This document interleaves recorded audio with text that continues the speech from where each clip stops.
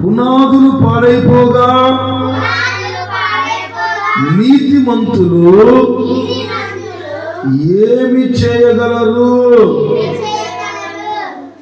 పునాదులు పాడవగా నీతిమంతులు ఏమి చేయగలరు?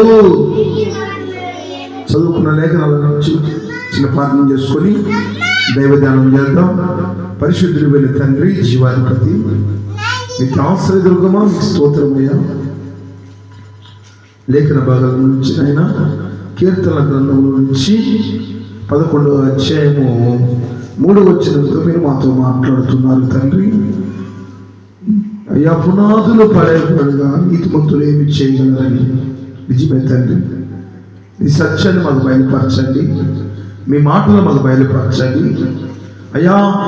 వాక్య మర్మము మాకు బయలుపరిచి నీ వాక్శక్తిని అనుగ్రహించి మెలన స్వరంతో మీరు మాతో మాట్లాడి మమ్మల్ని బలపరచమని యేసు పరిశుద్ధ నామం పేరిట ప్రార్థించి అడిగి వేడుకొనిచున్నాము తండ్రి.